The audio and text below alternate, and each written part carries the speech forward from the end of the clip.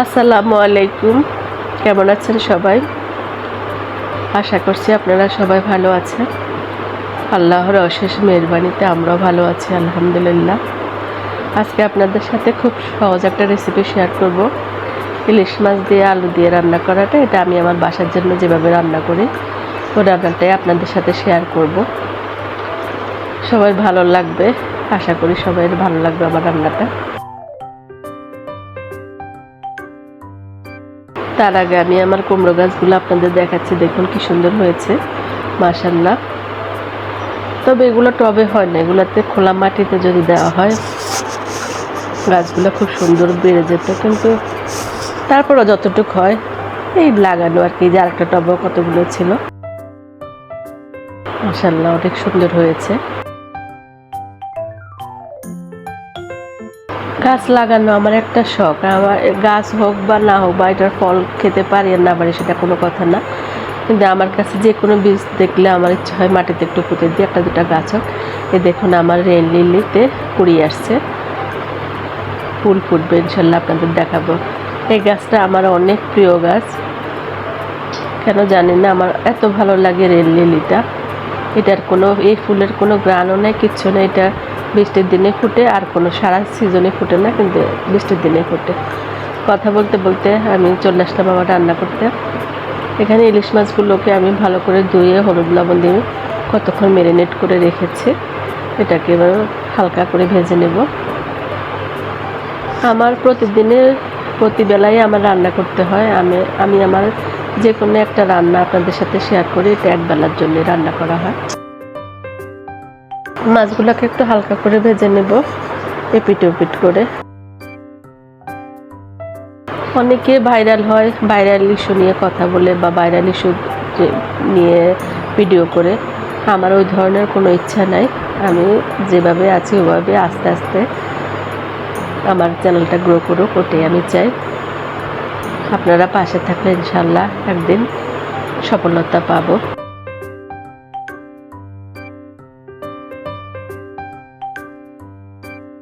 মাছগুলোকে একটু উল্টে দিচ্ছে। এই রান্নাগুলো খুবই সাধারণ, খুবই সহজ। তো আমি যেভাবে রান্না করি এভাবে যদি করে খান অবশ্যই ভালো লাগবে। আমি এখানে কিছু আলু দিব, আলু দিয়ে ইলিশ মাছের তরকারিটা আমার বাচ্চারা খুব পছন্দ করে। আমি তাই ইলিশ মাছ দিয়ে অনেক সময় আলু দিয়ে রান্না করি, ওদের পছন্দের দিকে সবসময় খেয়াল রাখি। এটা শুধু আমি না, সব মায়েরা এরকমই করে, বাচ্চাদের বা হাজব্যান্ডের পছন্দ অনুযায়ী সবসময় রান্নাবান্না করে। কিন্তু নিজের পছন্দের তালিকায় যে কোনটা কি সেটা কখনোই জানা, আমি আমারটাই বলতে পারবো না যে আমি কি পছন্দ করি। ওদের পছন্দ অনুযায়ী যেটাই রান্না করে ওটা থেকে আমি খেয়ে নিই, কিন্তু নিজের পছন্দ আমরা সব নারীরা এরকমই। নিজের পছন্দের রান্নাটা বা নিজের পছন্দের খাবারটা খুব কমই করা হয়। আমি বলবো আমার জন্য আমি কখনোই করিনি যে এটা আমার পছন্দের জিনিস, এটা আমি রান্না করে খাবো, এরকম কখনোই আমার জন্য করা হয় না। খুব কমই, আমার মনে পড়ে না। এই যে আলুগুলোকে আমি একটু তেলের মধ্যে ভেজে নেব, কারণ আলুগুলো এমনি ভাজা ছাড়াও রান্না করা যায়, তবে একটু ভেজে নিলে খুব ভালো লাগে খেতে। একটু হলুদ আর অল্প একটু লবণ দিয়ে এটা আমি হাফ ফ্রাই করে নেব, মানে 50% সিদ্ধ এখানেই করে নেব। একটু সুন্দর করে ভেজে নিতে হবে। খেয়াল রাখতে হবে যেন আলুগুলোতে ফোড়া না লাগে বা দাগ না পড়ে, এটা বারবারে নেড়ে দিতে হয়। আপনারা কেমন আছেন অবশ্যই কমেন্টে জানাবেন। আপনাদের কমেন্ট পেলে অনেক ভালো লাগে। আপনাদের মনে হয় যেন আপনারা আমার সাথে কথা বলছেন, ওরকমই মনে হয়।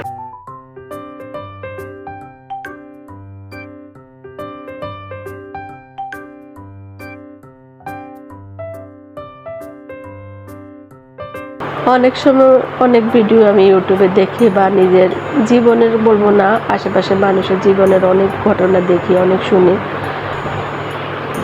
সেগুলো মনে হয় মাঝে মাঝে আমি আমার রান্নার চ্যানেলে রান্না করতে করতে বলি, কিন্তু আপনারা কিভাবে নেবেন সেজন্য আর বলা হয় না। যদি আপনারা কমেন্ট করেন যে হ্যাঁ বলতে পারেন ঘটনাগুলো একটা দুটো করে আপনারা শুনবেন, তাহলে ইনশাল্লাহ বলবো আমি।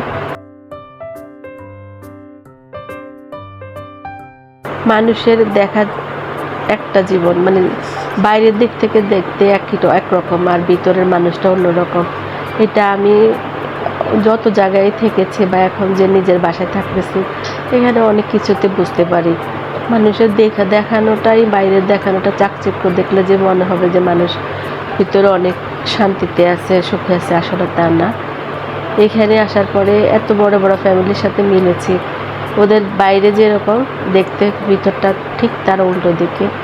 মানুষের জীবনে কত রকম কত কিছু আছে, আসলে মানুষের সাথে যদি না মিশি তাহলে বোঝা যায় না।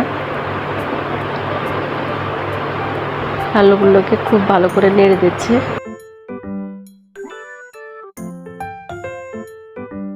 কালকে লাউ পাতার একটা ভিডিও দিয়েছি, আলহামদুলিল্লাহ আপনারা অনেকে দেখেছেন, অনেক সুন্দর সুন্দর কমেন্ট করেছেন, ভালো লাগলো।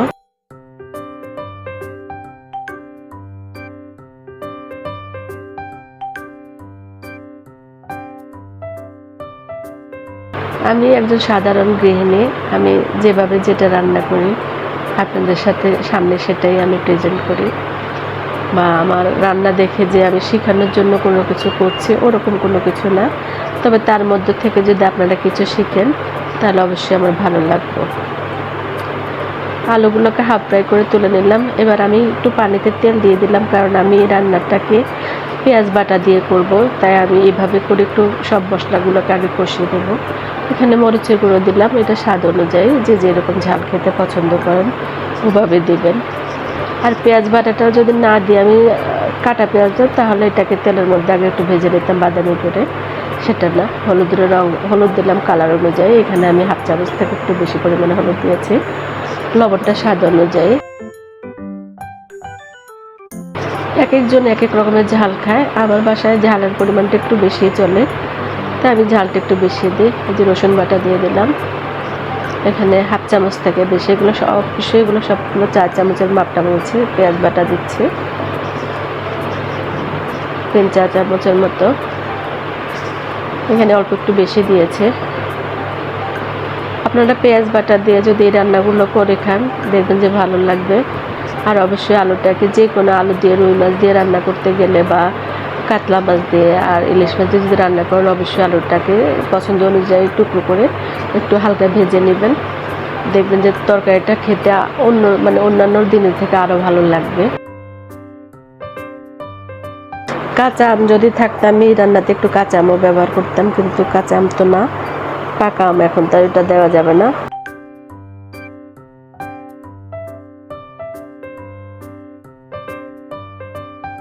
মশলাটা কষানোর পরে আমি মাছটাকে কষিয়ে তারপর আলুটা দিয়ে দেব।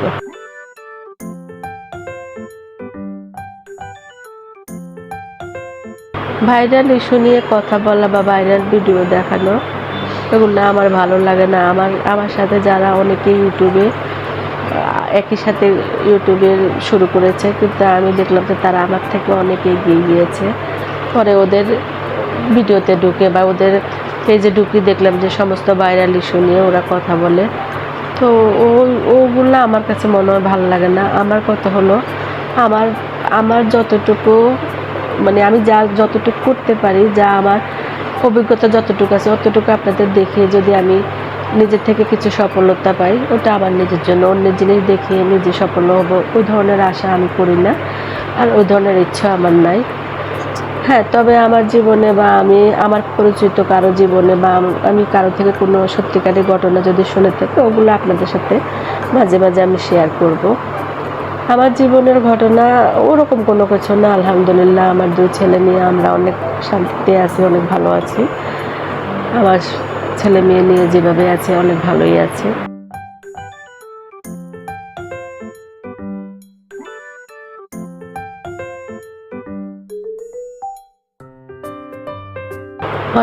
এই মশলাটাকে একটু কষিয়ে নিতে হয়। আমি এখানে একবার কষানোর পরে আবার পানি দিয়ে দিয়েছি, ভিডিও বড় হয়ে যাবে তাই আমি আর অতটুকু দেখাতে পারিনি। পানিটা ফোটার পর আবার মাছ দিয়ে দিচ্ছি।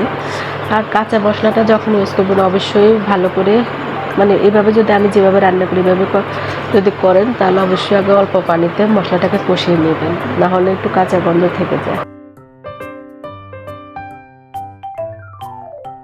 ওগুলো কষানোর পর আমি উপরে আলু দিয়ে পানিটা দিয়ে দিব, কিন্তু ওই ভিডিওটা আমার ডিলিট হয়ে গিয়েছে, তাই আমি আপনাদের সাথে সেটা শেয়ার করতে পারি। এখানে পরিমাণ মতো পানি দিয়ে রান্নাটা শেষ করে নেব, যে যেরকম ঝোল খাবেন ওভাবে। আমি পরেরটুকু আর আমার ছিল না, ওটা ডিলিট হয়ে গিয়েছে, মানে দুঃখিত, নাহলে দেখাতে পারতাম। রান্না শেষে ভিডিওটা দেখে যে এইরকম হয়েছে আমার তরকারিটা। আর সবাই খুব পছন্দ করে খেয়েছে, আমার বাচ্চাদের অনেক পছন্দ হয়েছে। আর একজন গৃহিণীর এটাই সবচেয়ে ভালো লাগে যে রান্না করার পরে যখন সবাই বলে যে না ভালো হয়েছে, মনে হয় যেন সব কষ্টগুলো এখানে দূর হয়ে গিয়েছে। সবাই ভালো থাকবেন, ইনশাল্লাহ আগামীতে নতুন আরেকটা ভিডিও নিয়ে আপনাদের সামনে হাজির হব। আমি লিপি, আর আপনারা এতক্ষণ দেখছেন লিপিস কিচেন অ্যান্ড ব্লগ। আল্লাহ হাফেজ।